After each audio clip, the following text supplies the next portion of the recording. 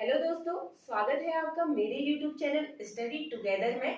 तो आज मैं आप लोगों के लिए लेकर आई हूँ समानता का अधिकार।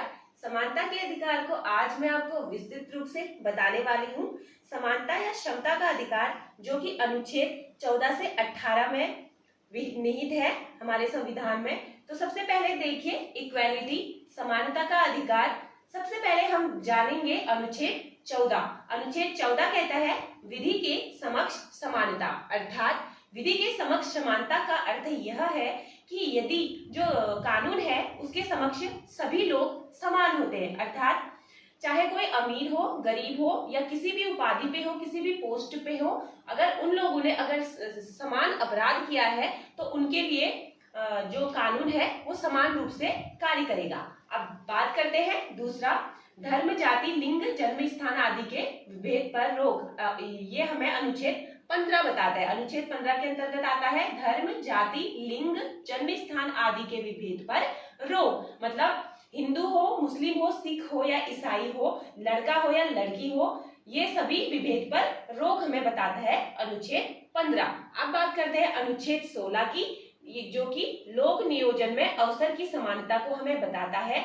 लोक नियोजन में अवसर की समानता का मतलब है अनरिजर्व, ओबीसी या फिर एससी एसटी सभी को अवसर की समानता होनी चाहिए। और अब हम बात करते हैं अनुच्छेद 17, जो कि बहुत फेमस अनुच्छेद है, अस्पृश्यता का अंत।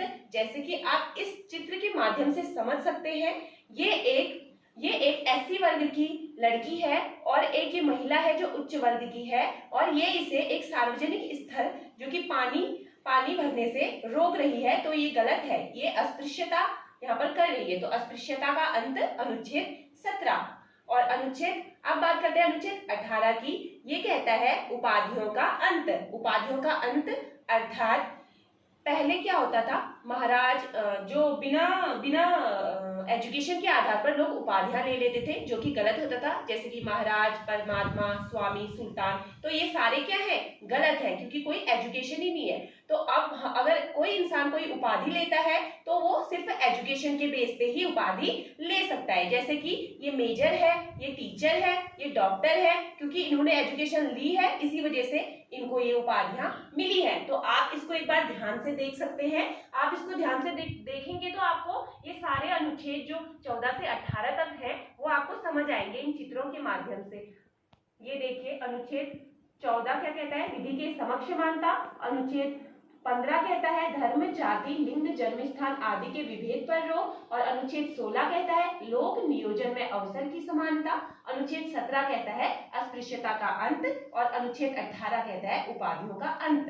तो उम्मीद करती हूँ दोस्तों आपको मेरा ये वीडियो पसंद आया होगा, और अगले वीडियो में मैं आपके लिए लेकर आऊंगी स्वतंत्रता का अधिकार। और कमेंट कीजिएगा, लाइक कीजिएगा, सब्सक्राइब कीजिएगा। Thank you.